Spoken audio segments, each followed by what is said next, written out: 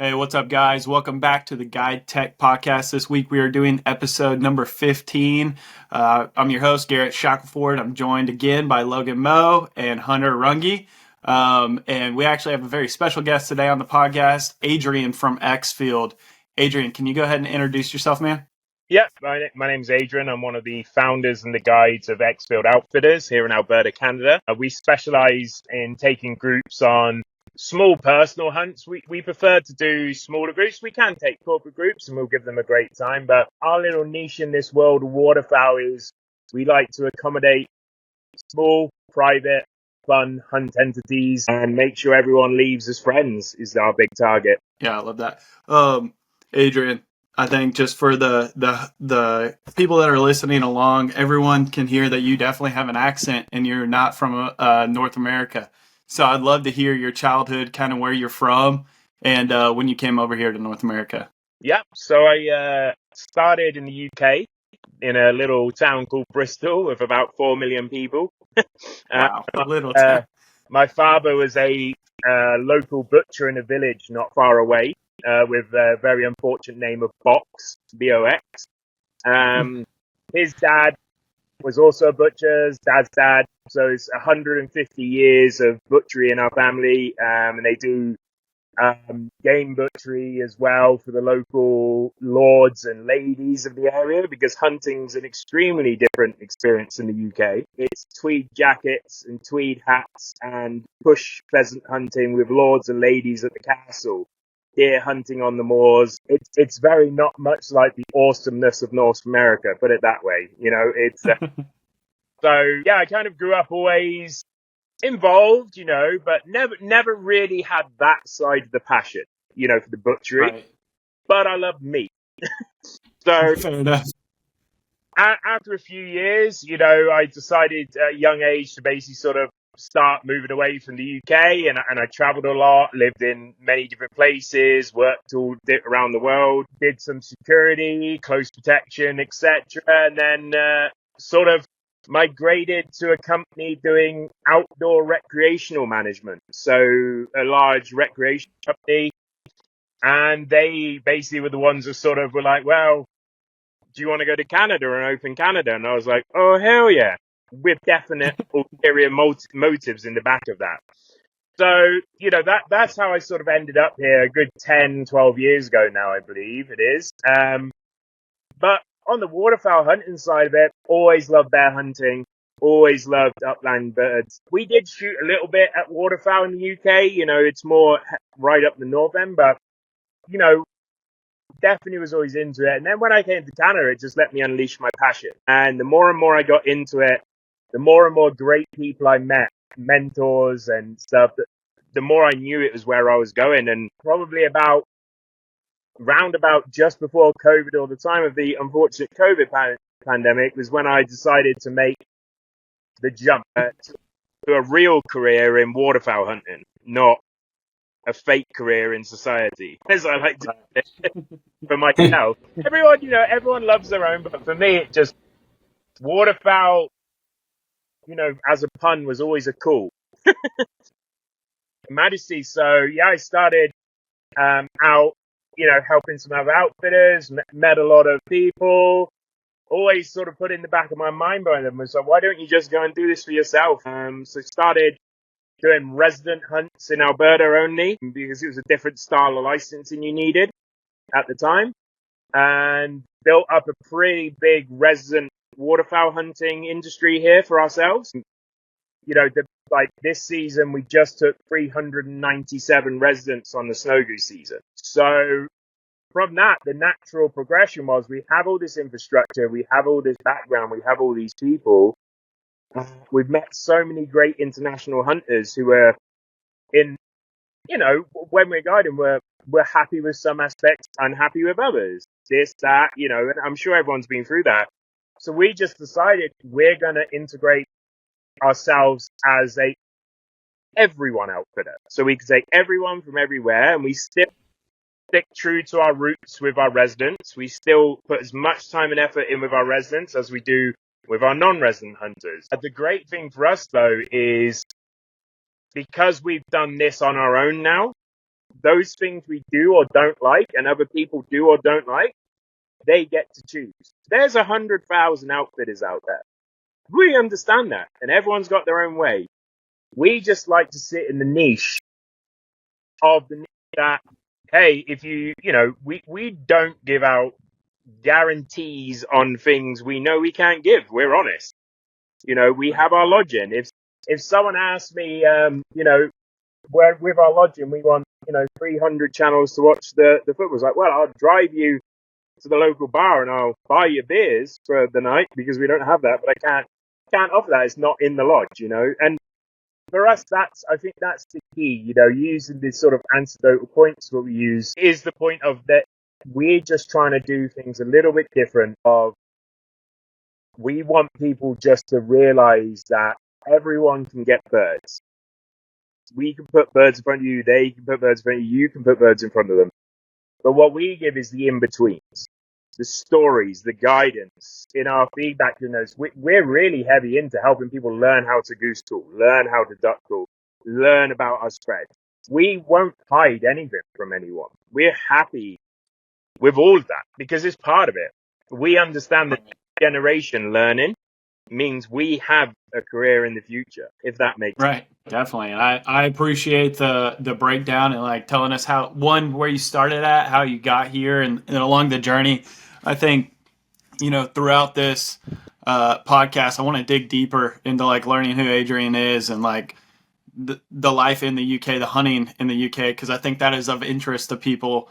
And I want people that when they're listening to this podcast, they feel like they're your friend and they're getting to have a deeper conversation with you as well. So I do want to go back because, you started off in the UK. Obviously, there's a whole journey in between that to getting to where you are now and being a successful outfitter now in Alberta, Canada, and getting into those niches. So childhood, you said you weren't in the UK. People are not afforded the opportunity to hunt there like they are here.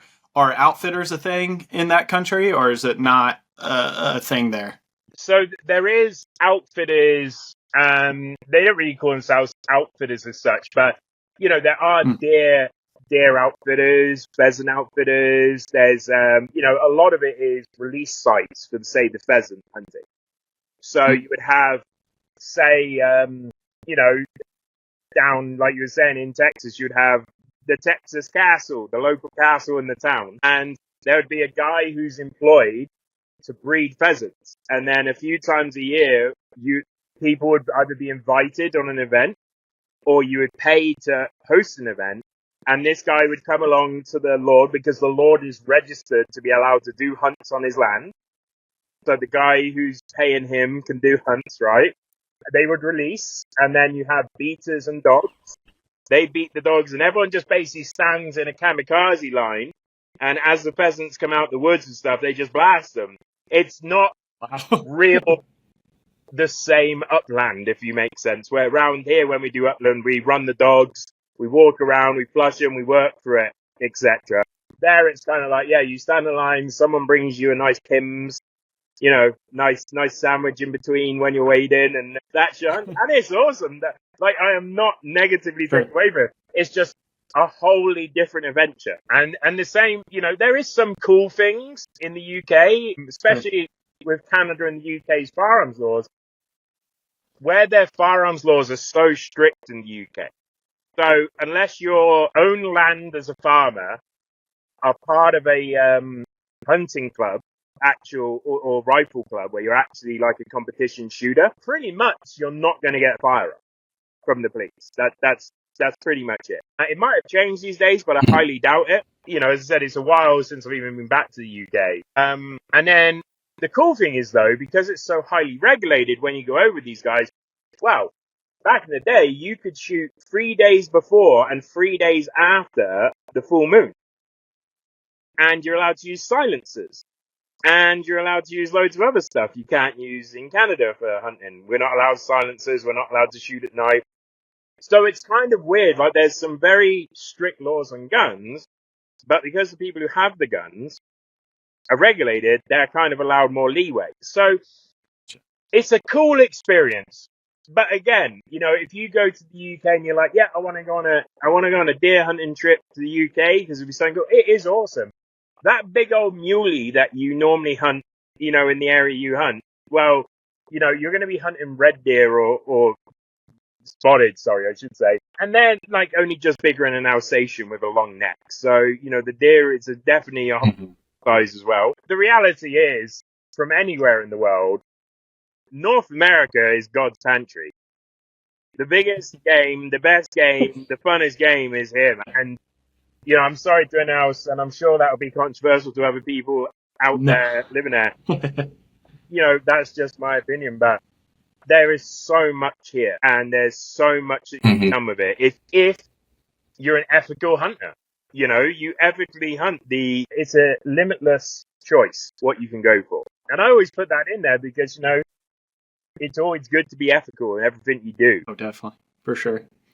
Yeah, no, I mean, I appreciate the insight into the hunting experience in the UK. It seems that it is limited, and I'd say a bunch of people agree with you on your statement about North America being God's pantry for hunting. I don't think you'll offend anybody. I think it's just the facts and realities of it. But going back, so now you've come over to North America and you get into waterfowl hunting and you decide you're going to take that leap. How did you find your partner? Because I was doing some research and I saw that Cody is another founder with you at Xfield. I wanted to kind of understand for other outfitters who are thinking about doing something like this, one, how you found that person, how you knew he was the right guy, and decided to jump into doing a business with him. So, I think the couple of lessons I've learned over my life and career were you'll meet people you just know right to jump endeavors with. Going out there and just trying to find someone on Craigslist or business forums, like looking to start business, isn't the way. Unless you guys are willing to bleed together. And I don't mean that like in physically like bleed, like injury. I mean, when you're setting up a waterfowl business, unless you're willing to put every dollar you've got into it, because so in regard to finding a business partner, starting the business, I think the most important thing is, not to go and look on business forums or Craigslist or, even people you don't know who are just looking to invest money. Because at the end of the day, you have to be able to stand there and bleed together. And when I mean that bleed together, it's not just physical, it's coming into any industry and where you're not grandfathered in. There is some powerhouses in every industry, right? I'm sure we're aware. And they've been set up and acquired for a long time. And they help other guys set up and do. And that's awesome. It helps the industry grow. When you come in from ground zero up, you have to have someone who's going to be willing to put every dollar of their money, every minute of their spare time in between looking after their kids, their job, whatever they got to do, and sit there and keep taking poundings until it just happens because you've done it right. And really, that has been my experience on it. Is I've loved, in a weird way, every minute of it because we now are an established waterfowl outfitter, what was always my dream. But I'm never going to turn around and give anyone being like, it was just easy because I had the right guy, because he had the right guy, it just happened. The other real key to me and Cody, and he would have been on today, but we've literally just got a new hunting dog. So another one. So we got more. It's a bit of a session for us. We have tons of dogs now. But he's out working with him, Wi-Fi linking with him. His name's Turbo. So he would have been on, but he was up north collecting him, etc. And it was hard for him to do. But Cody's like, we complement each other in a weird way. Like Cody, he is super like business savvy. So when it comes to, making sure, like when we're out snow goose hunting, I'm just like, well, we need to find the birds. I'm just going to chuck fuel in people's trucks and off we go. And I just dump receipts in my, my middle pillar. Well, Cody's like, well, comes around every day, picks everyone's receipts up, makes sure they're uploaded, right? It's just, he does that. And so some people go, well, that's not important. Well, it really is at the end of the year when it comes to tax. And, when it goes to the field, he's just as passionate as me about the dogs, the hunting, etc. But his skill sets of the business side on the heavy, he was a heavy equipment operator up on the pipelines running giant cranes for years. So if we ever need, I can basically earth move, but if we ever need to build anything, do anything, he's got such a set of skills. I can build with lumber. You know, I've done quite a bit of carpentry in my time. And, you know, I wouldn't say I'm the greatest. I'm learning social media now, but I don't mind doing it. Right. And I'm very happy to be on the phone 24/7 with people answering questions, you know, and ensuring people are getting what they want. So between us, we kind of fulfill that one CEO position. But the nice thing is, it's split between us. And with the other stress of us starting a business, that's really helped alleviate the stress. And yes, if I'd done it on my own, or if he'd done it on my own, at the end of it, yes, I get 100%. But 100% of nothing or 50% of something great, you know, that's how I look at it. So, because I could have never have done this on my own from ground up, and to come in it so hard, and you know, where I mean sort of ground up, I don't mean like we've sort of come into it, started doing. We, you know, we have professional affiliations. Like Malheur Bay is amazing. You know, we've enjoyed everything to do with them. Everyone from Bennett, Wyatt, and so much help. Final Approach, Mario and Jeff in Canada. You know, they've just exponentially helped us, and you know, we've kind of come into it, and you know, we've ensured that we've moved up where we have all the zero gravity layout blinds. All of our gear is mobile accessible, walk-in A-frames, no crawling around, seats, you know, top of the range, everything's full body, stealth 20-foot trailers, you know, proper drives. So to make that happen, I just think I couldn't have done that on my own. I think it's a simple answer. Because there was so many things that had to happen in the background. Like when we were on board with Malheur Bay, what was an awesome process, by the way. It was so easy, and Bennett was just awesome with it to help us. Glad to hear that. But it took a lot of stress. I was sat there trying to learn how to build a website on Wix and banging my head against it. And I came up with something that looked cool. But then I was like, this booking system sucks. This sucks, you know. And the way I've always been doing bookings was on a calendar, and it worked for residents on day hunts and double hunts, you know. But it wasn't going to work to add flights, international travel, international deposits, you know, everything else that goes into it. And luckily, I came across Malheur Bay, and I was like, well, this was worth a poke. And as I said, that took so much off us. And that's where I was kind of leading on to, where having a great partner is amazing for us as a business and owners. But more than any of that importance is having great partnerships. And we don't deal with just every company, and we don't promote like our affiliates as everyone. Because me and Cody like to think we hold ourselves to a standard of who we are and what we do. You know, we're men of handshakes, we like to say. Where we agree it, we're going to do it. And if we can't do it, we'll be honest. And we try really to affiliate ourselves with those companies. Malheur Bay, Final Approach. You know, even Alps Outdoor have been really helpful, where we're not partnered with them, but at every chance they've got, they've helped us. So those partnerships are worth just as much as a new company, because I could reach out to we could go on to the 4, 5, pay monthly social media groups. We could go on to, like 5, 6 different decoy companies and just register with our outfitter number and get a 10% discount, do that. But like I said, when I had the conversation with Fine Approach and Mario, it's like, money is not a draw in this. It's, we love your product. We love who you are. We love what you do. And you're hunters. Like, they're out there all season promoting and hunting and showing like you guys do. That's what we want to be like. We're hunters. You're hunters. Awesome.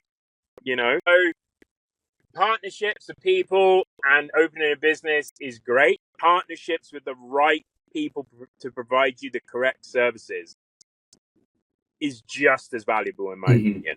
And, right. Exactly why Malheur Bay was founded, because people would go out there and they would go to outfitters, get double booked, triple booked, 10 guys in a blind, 20 guys in a blind, because they would just keep taking bookings. And yep, there'll always be people out there who just wedge as many as they can in the blind. But for those who want to ensure everyone gets what they want and it's guaranteed payments and it's guaranteed, that you're covered, and it's not just some random bank transfer in the middle of the night to an account, then Malard Bay's right. Final approach is right. That's for us is key, I would say. Yeah. I think that's a good transition into like what we want to talk about next, honestly, which is, killing birds. Like, honestly, like, tell us about the lodging and packaging that you guys are offering to your clients, and let's just, get into it. So what we try and offer is basically an all-inclusive adventure at a premium level. And I know those two words sometimes don't go together, because you hear all-inclusive and some people's head go to like an all-inclusive holiday hotel where the food's kind of meh and whatever. And then people hear premier and they go, oh, that's going to be so much. So our packages are based on this. Your accommodation, ammunition, if you want it, gun rental. If not, we'll give you and help you fill out the forms to hand in at the Canadian border.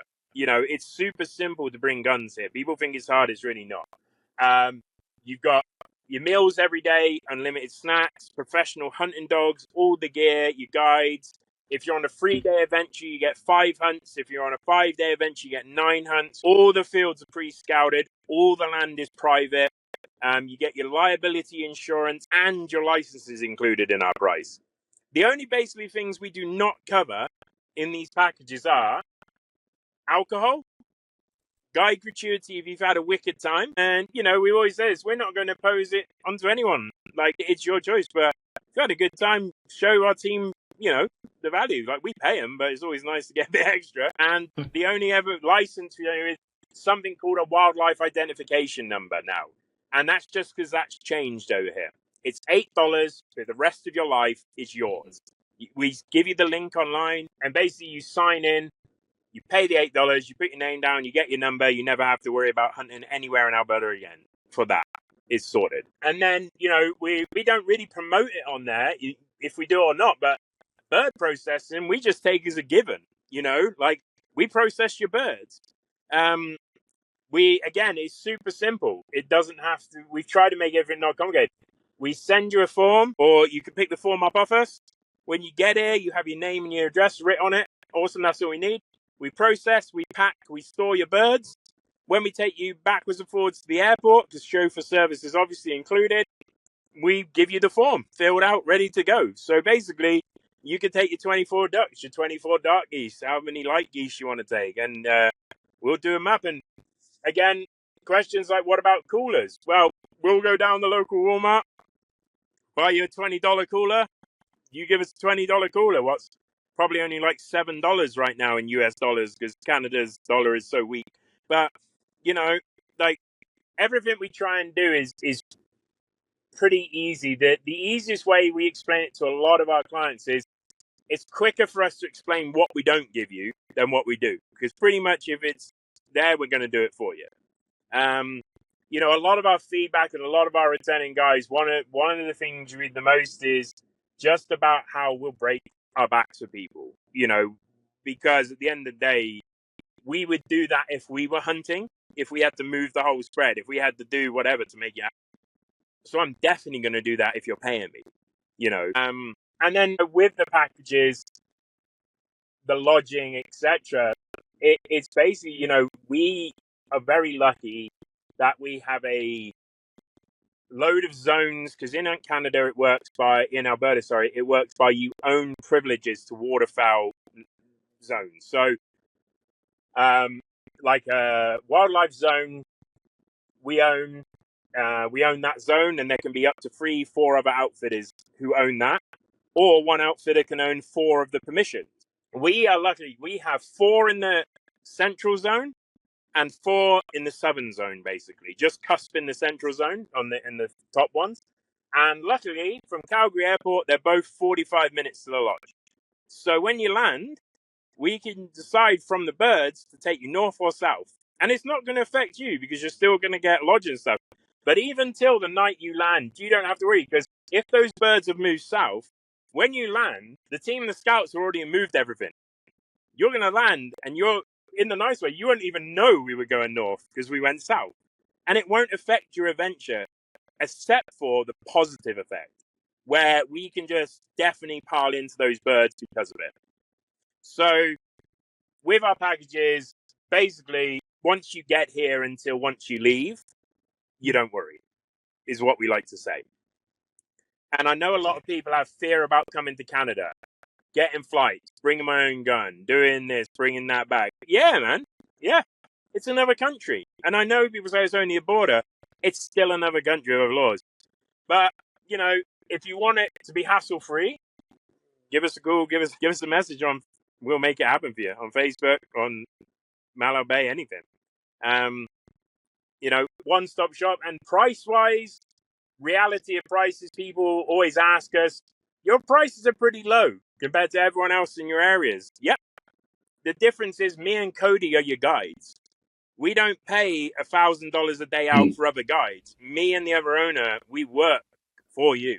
So, you know, Adrian, if we could go a little bit deeper, because I know Hunter, you know, has aspirations for expanding his operation up into Canada. And I know that you guys have like access for on 6,000 acres or something like that. What does the million. process look like? 6 million. Sorry, Yeah. that was like a Joe Biden moment there. But anyway, so what does the process look like for an outfitter expanding into Canada? How hard is it to get these allocations? Do you have to know somebody? What does it look like? In reality, now as it stands, it's near impossible. The allocations are either owned by very big set companies, or they're owned by guys like ourselves. They're small, you know, like a smaller brand, but still do as many hunters. And, you know, they're in the middle of trying to change the legislation. They're probably, from talking to the other day, they said they even might be looking at doing a program where you can only get into outfitting here if you buy an outfit out moving forwards, because there is quite a few of them. But, you know, our experience in the land is it does come up, but it's not easy. And pretty much if someone owns it, then like we'll never sell our parts. You know, never in a million years. And I think, you know, if you're looking to come into Canada to do it, you know, Canada is awesome, but it is a competitive market. You know, different parts of Canada, but, you know, speaking specifically about Alberta, it is a competitive market. It has a lot of great guides, a lot of great scouts, a lot of great knowledge out there working for the companies. You know, a lot of the guys who come up from the States to work, the guys in Alberta who come and, you know, guide for the outfitters, they know their stuff. And this is why we always say it's not about getting birds. We can put birds in front of you. You know, we can put 1 million birds in front of you and we still might not get anything down because, you know, you accidentally were looking the wrong way when you shot. Those things happen, you know. Everyone out there can put birds down. It's about what experience you want to give. So coming into the market, one, I would recommend very, very much to spend some time and effort and do your research, because you're not just going to walk in like some states, some other provinces of Canada, where it's a sort of less competitive market. Saskatchewan, Alberta, known to be the home of migrations. Everything and anything crosses through the provinces. There's in total 4 migration ways between 2 provinces. You know, spring and fall, phenomenal waterfowl. But because of that, you also have phenomenal people doing, you know, working in those areas. And that's not to say the other people aren't great, but other people have a foothold. So it is competitive, is all I will say about it. I never say don't do it, because, again, I am fully behind. The only way an industry grows and improves is competition. Monopolization, just because we can buy everything and not let anyone else in, is never a good thing. The industry will stagnate and people can't choose what they want. The great thing about life is we all have choice. And I think it should be the same with our hunting. There should be enough companies you go out there and you find the right fit for your fit. Just having, just having one or two available because that's it. Like over here with our phone packages, there's only 3 phone companies. It sucks. And it would be the same for hunting because some people don't like this. Some people don't like that. Some people need this. And yeah, the market is a tough one. If hunter, you want to get into it, I would spend my time and money to start with researching the backbone of it first, seeing how many companies are active, seeing what areas they're in, and different areas are a lot more competitive than others. The reason we like the southern and central zones is because we live, farm, and work around here. We know the back holes. We know the different areas, right? If we were coming in from somewhere else and we didn't have the community we have, we didn't know the people we know, a lot of our land rights are no one else is getting on those fields ever. They're friends of friends, they're family, they're, whatever. Across all these different millions of acres, we have tons of permissions. And for us, that works great. If I was coming in and I didn't have that, then I probably would look up north where a lot of the majority of people are, because there is a lot of birds that come through. But, there's a lot of ways to get, people let quite a few people hunt up there. As I said, the industry here, I think, just needs a bit of research. Is there things I'd have done differently trying to get into this industry in the past? Oh, hell yeah. Oh, hell yeah. Was there some things I was very naive about and I just would take everyone on their word and that is how I thought it was done? Oh, hell yeah. Have I learned hard lessons? Yeah.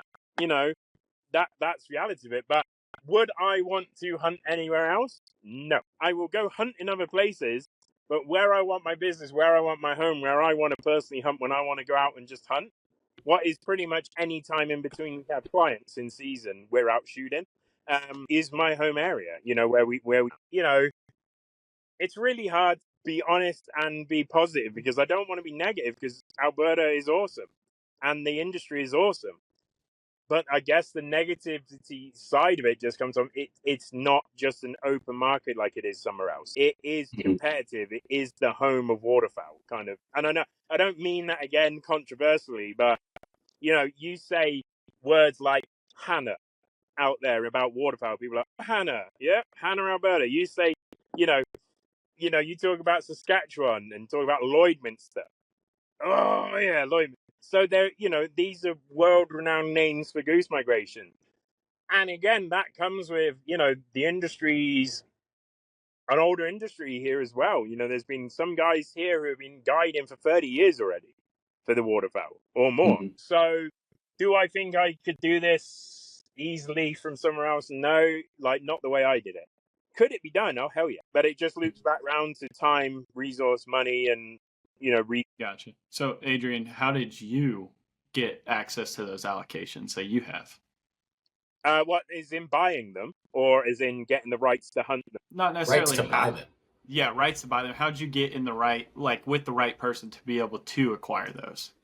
Well, I guess it sounds egotistical, but some people have a flavor, and we've had, we've gone out when we go to this. With GuideTech to the Delta Expo. One of my very good friends is Mick Davies. He's hunted every species and subspecies of waterfowl in North, South, and anywhere in America. Donkey's years, shot everything you can. And if you're part of any of the migration groups and you saw the 27-year-old Siberian goose, the triple banded and neck banded brant goose, that's Mick. The old guy with the grey beard. He's got what I would call the flair. And that's when you go up to someone who just doesn't like hunters or has had a bad experience, where most of the no's you get are not because they don't like hunting. It's because they let someone on there who effed them up, did something, rutted a field. And, I always say to everyone, including my scouts, if you don't know how to drive in a field, don't drive into a field, because these landowners are rutting their field they don't till anymore. That's there for a long time. That's crop lost. It's not free.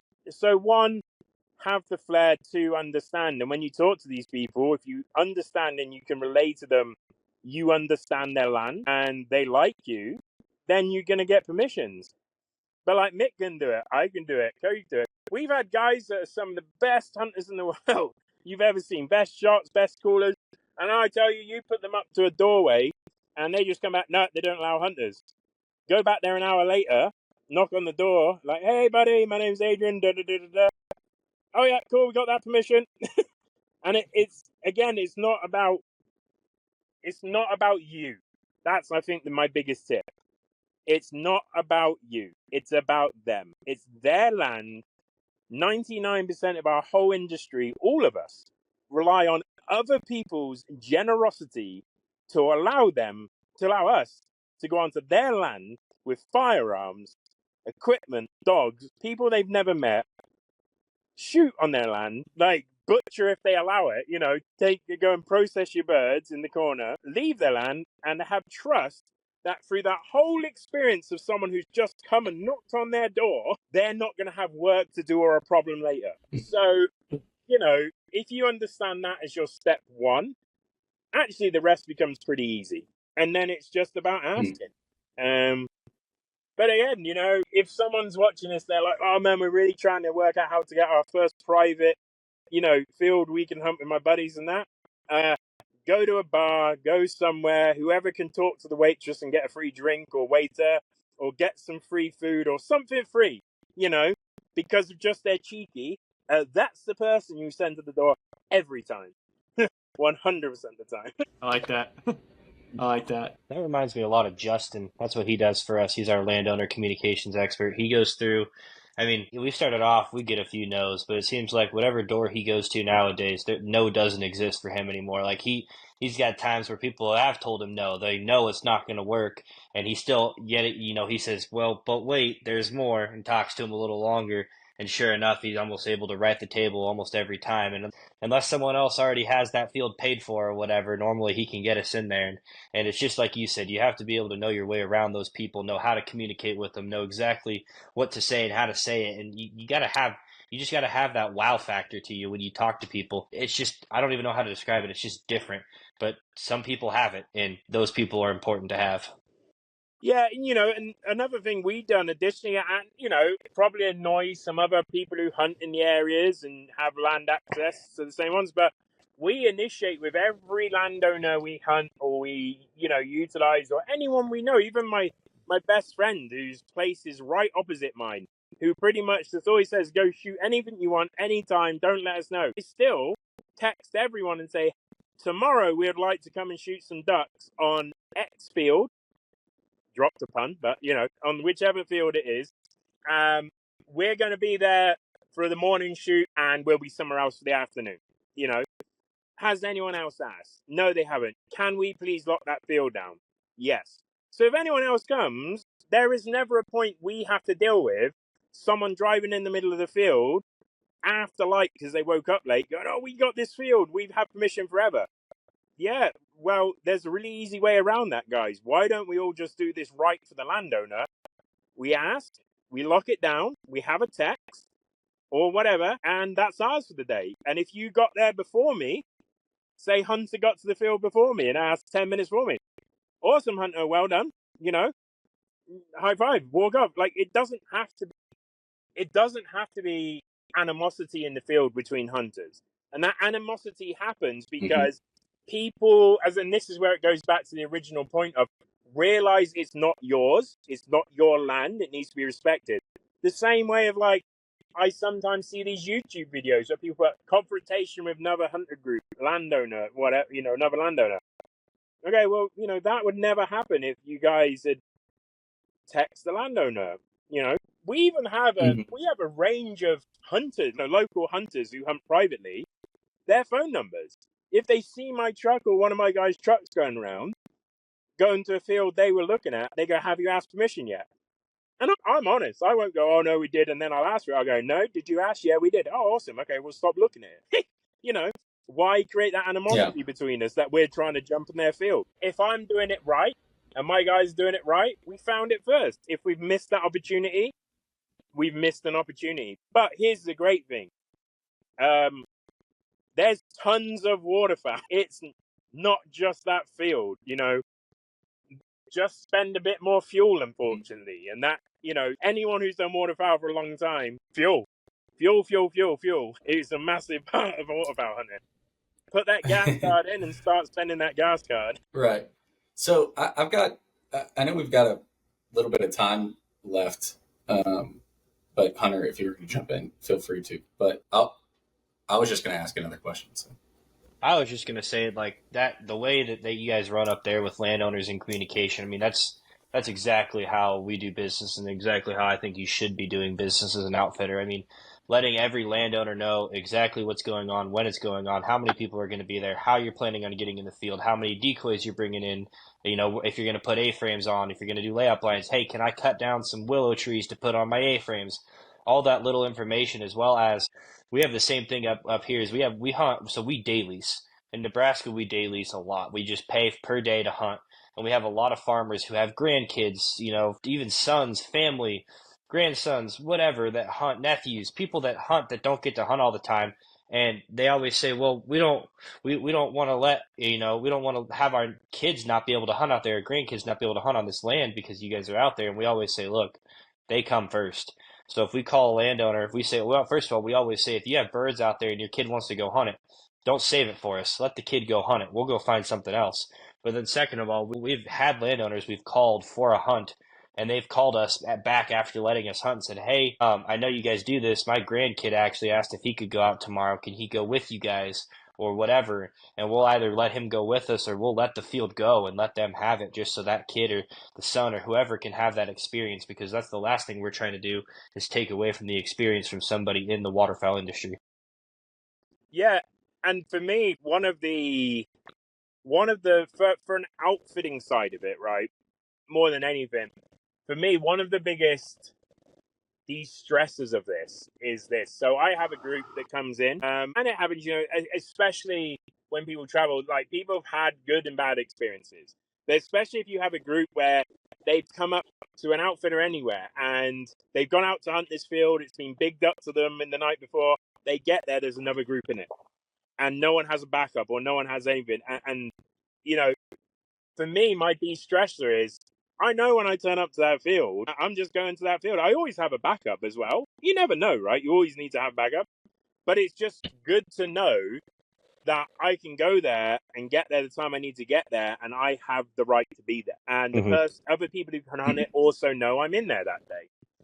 And really, the landowners are smart enough that the people who don't abide by that, or don't think that's a good way to do it, they just don't go in those fields anymore, because there's tons of us who do. It's about respect.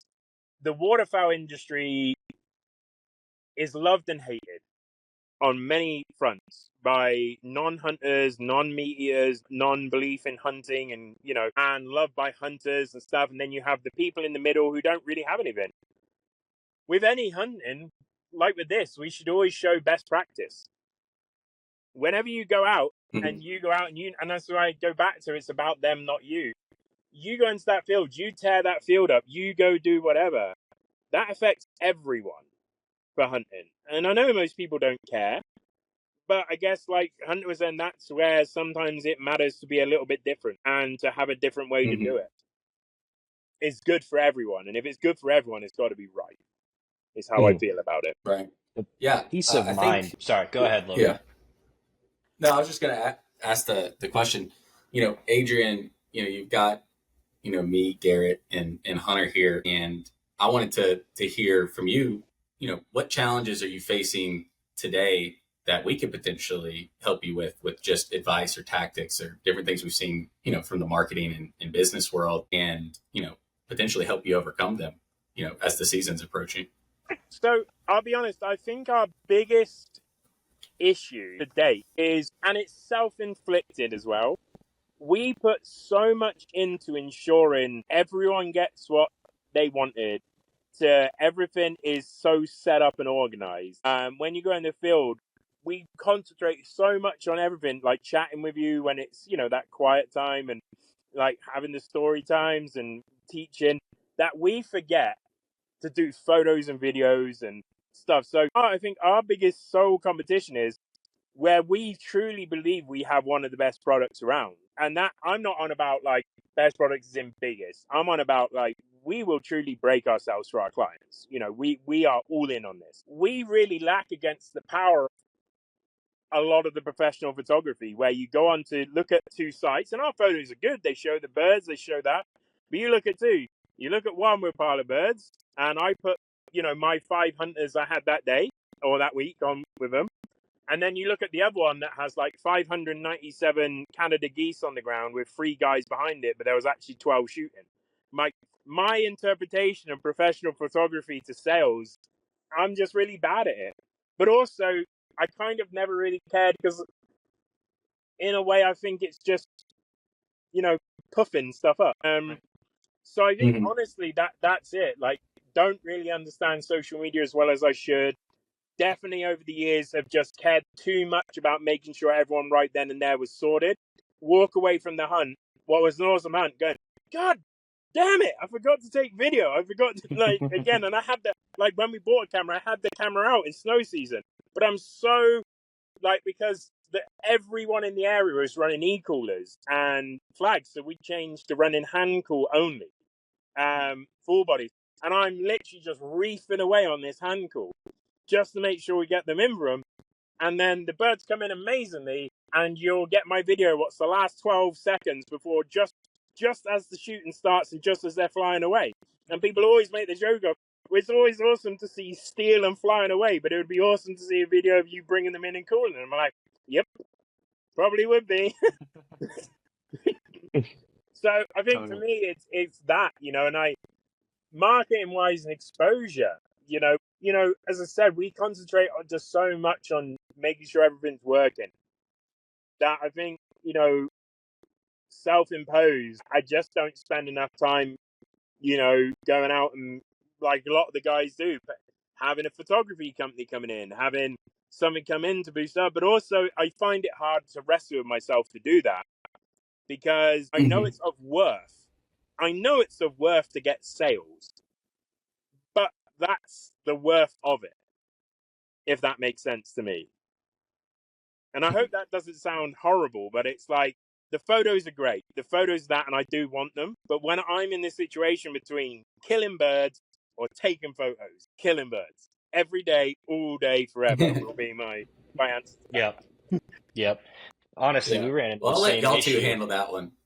we ran into the same issue. Like, same shit. We get through a hunt and it'd be like, damn it, we didn't take any videos, and we whacked them, right? And we still don't like have it fully down. The only thing we did to solve the problem is we switched up. We have a third guy come on some of our hunts, and that third guy, we put him in an A-frame or a layout way behind it, and be like, here's your camera, here's your iPhone, take photos, take videos, just record the entire hunt. Like, that's your entire job. And still, we find ourselves, like, every year when we have all the guys from Mallard Bay come out and take photos and videos for us, we're always like reeling, like, waiting to get those photos back, because those photos usually push us through the rest of the year, because we always get good content and we can get good photos and good videos and stuff. But when Nick and Garrett and their crew and Grant and all those guys come out, it's like there's good and then there's excellence, and we like excellence. And that's, you know, that I think that's where I fall flat, because it's like going on a dating app. You know, the other girl is getting all the guys come to her because she's got all the makeup done correctly, but in the morning, whatever. I just look like what I look like. You know, it's what it is. But I'm good at all levels, at all times. You know, not just Yeah. For me, it's definitely that side. We've invested. We've just gone and got some Hero 12s with remotes, like all linked. So we're going to put multiple Hero 12s out. I'm still trying to work out how some guys film with drones through their hunts in Canada, because I'm pretty sure it's illegal still. But anyway, we're trying to work out if we can actually do that with or without it, because, you know, we want to get that content out there. Not so much even for the sales platform, really, in my heart.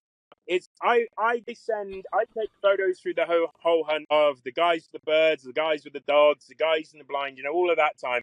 But when the birds are coming, I'm just locked in. That's all I'm doing. I would love to not only be able to give them their photo and video packet of their adventure, I'd love to be able to give them the video packet and the photo the seconds before they whack those birds so hard, and that we are all and I'm terrible for it. You'll hear it on some of the videos if you go on our Instagram, like one of the snow videos, especially. The guys are hooping and hollering, and you can hear an English accent in the back going, "Oh yeah, boys, let's get them." I'm just as bad still, even if I'm not shooting. For me, it's always birds first, you know. So it would be awesome to not only for our reach out there to just get the word out there, guys. If you want it all inclusive, no hassle, and something that's just, you know, a little bit smaller but is really locked into what they do, there is another option. And secondly, to be able to provide all those guys even more wicked keepsakes. Because one of the things we also do is we let you take your bands home. I know that's a shocker for some people, but we do photos with the band. One of my favorite memories was we were up the central zone. There was a group of kids and sons came up, a group of 12 and hunting 6 and 6. And the last day, a few of them didn't want to hunt because they had to leave early. And I took Dad and his 2 sons out for their first proper ever, you know, that week was their first ever goose hunting in fields. You know, they don't really get it where they go. And it was a drier year, and we whacked in to a field that was foggy, cornfield on top of a hill. Everyone else is like, oh, today's going to be, you know, the other guys, like, it might be hard. I'm like, this is my favorite. I'm going to get on that honker cooler, and they're going to come in. And we smashed the speckled bellies and Canadas coming out of that lake. And the last bird of the day to hit their limit was a banded 15-year-old speckled belly. And one of my favorite photos on my website is those 3 knelt next to each other, Dad in the middle, holding that speckled belly with the ring, you know, and they took that home. And, you know, I've talked to them, and that's a family keepsake on the mantelpiece for dads and sons' last shot of the holiday. Like, for me, those keepsakes are precious, and that's where it comes with the videos are precious as well. Being able to just shoot to your buddy, like, you know, Garrett, if you were out hunting with us and Hunter had to work, and you send a video just as you're getting on the plane, "Oh, buddy, I'm sorry you had to work. Send video." "Oh, hell no, what the hell?" Like, you know, your video from the shoot where he's watching just plow into them. Like, those keepsakes, they matter. So social media photos awesome, but I wish to make and get help and do better moving forwards and understand it for the clients as well, to keep safe to memories. Because we like to think of everyone who comes with us will leave as a friend. You know, might not talk to each other each day, you know, like, they know we're there, and they know we've always got them, and they know we'll always work for them. And, you know, it was a great adventure. I love that. And, you know, I think Hunter's piece of like finding that third person that can be in that blind, taking the videos, even if it is a phone video or taking photos on a phone, using the GoPro, whatever that might be. You know, try that with a group, see if that works out for you, see what you know, how they react to that. And I think we all know how they're going to react to it. They're going to love it. And then it might be worth the investment of paying that third person to sit in the blind with you and do exactly that. And then, of course, just on the social side, the one thing I wanted to say on that topic before we kind of move on is, like, I think it's okay that, like, you're posting stuff in the field and that you're yelling in the background. I think the biggest thing you can do is focus on growing a community on your social media. And that means being raw, like showing them the journey. Get in front of your phone and talk to them before you go out in the field and hunt. You know, you've gotten it set up. You're doing that story time with people, just chit chatting in the quiet. Like, record yourself talking to them about that stuff. Like, just turn your video on and, like, just chit chat with them and, like, share that kind of stuff and share that journey of growing Xfield and getting it to where you like it, and the experiences that you have along the way and the mistakes that you've made while they're happening. Share the mistake and how you fixed it and overcame it. And I think that's truly how you grow a following where people, like, understand the brand, because you are the brand. And so just make sure that, like, you're forward facing yourself, being honest and authentic. And that's truly how you grow a brand, I think. So the next thing I was going to ask is, and this is kind of wrapping it up, got one more question after this, but I wanted to hear from you directly to any other outfitter that's listening, or someone who's maybe a guide aspiring to become an outfitter, or someone who's just thinking about becoming an outfitter in general.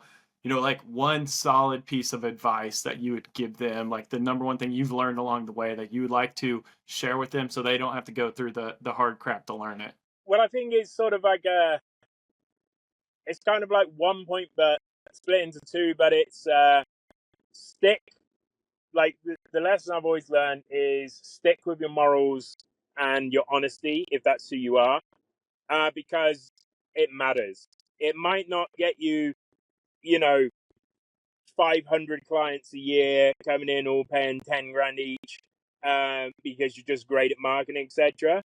But if you're honest with people, they'll come back. What's a bigger win for your longevity? Longevity matters. I think honesty, longevity, good or bad honesty, like good or bad. I've had phone calls with guys on single day hunts, on snow seasons and stuff, and I'm sure there's people out there who will attest to it, where they book, and I know a lot of other guys would just take them. But we've watched birds moving. We've watched them go. And I will phone them up and go, boys, you're going to hate me. And I say this to them exactly like this. I would rather you went on and left feedback like, Adrian's an a-hole because he cancelled our hunt the day before because the birds moved and he wasn't sure of it, than he took our money, F him. So the honesty, good or bad, is important, I think. And the second point of that, having that honesty in living, is make sure the people around you, you deal with, you partner with, you work with, is their morality. Because if you can't structure yourself with people you trust, it's gonna warp you into the same thing. Have a hard skin to begin with, because you're gonna need to, because you're gonna get hit like we still do. You're gonna get hit from every angle, from every guy who's in the industry who is worried or doesn't like your starting or whatever. It's just part of any business, right? Any business gets hit by other business. But stick to your morals, be honest. Even if they phone you, be honest with them. If they ask what you're doing, let them know. Like, I don't hide nothing from no one if they, in that way. It's just, and yeah, the people around you, if you can really trust them and the companies you deal with, then awesome. If that's not the person you are, or, the way you want to do it, then really my advice doesn't work, because I can only talk about the way I do it, right? And it's not for everyone. But I try damnedest to live up to my word and to always live up to my commitments. Good or bad on my side. If it's going to cost me money or not, if it's going to cost me someone shouting down the phone at me because they're annoyed at me, good or bad, I think the honesty is key. But that doesn't mean that's the easiest road. Let me put that out there. Well, actually, I can promise you it's not the easiest road, but I generally feel I can walk away from most days going, yeah, we did it right. Yeah, we did the best we could do. Yeah, we did it the way we should have done for that person. I 100% agree. I think that was great advice, especially for anyone getting ready to get started, or anyone that might be walking down a path of not following that advice right now and be wondering what's going on, and kind of take a second to reflect and see if that's your morals and what you're aligned with. Before my last question, Logan, Hunter, do y'all have any other last questions that y'all wanted to ask? I think I'm good to go. All right. Well, Adrian, I appreciate you coming on this podcast. But for anyone who wants to get in contact with you, whether it is another outfitter who wants to just chit chat and get advice from you, or it's someone who's wanting to come on a hunt with you, where can they find you? So we have multiple ways. You can go on our website, xfieldoutfitters.com. We're on all social media platforms. So they're all Waterfowl Canada. So pretty easy. TikTok, Facebook, YouTube, they're all the same. Waterfowl Canada. And you can phone me on 587-727-5649. Or just message Mallow Bay. I'm sure one of the guys will get us in touch, because the guys are awesome at always making sure it happens. So, for us, yeah, we're always happy to take the call, whether it be you want to ask us a million questions to see if we're the right fit, or you just asking a question. Like, I get Facebook messages all the time from hunters just asking me a question. And some of our guys like, why do you answer that? Why they don't want to book? Why are you even chatting them? I was like, the guys asked me about decoys. Like, do you think I just woke up one day and knew how to hunt? I had legends like Mick and Claude Lachance in Ontario, teach me how to call, like make me hand calls, like these guys, like, yeah, they might not be the most world-renowned name, but I promise you, they are legends in the waterfowling world that help everybody of every age, of every way to hunt where they live. And they don't charge for it, like they're just legends. And I guess I'm just trying to give that little bit back. So feel free.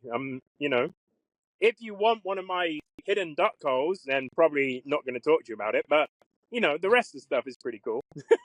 Yeah, I love that.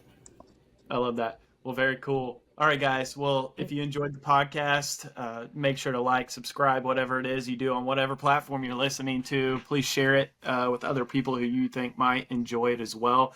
And we will see you next week on the GuideTech Podcast.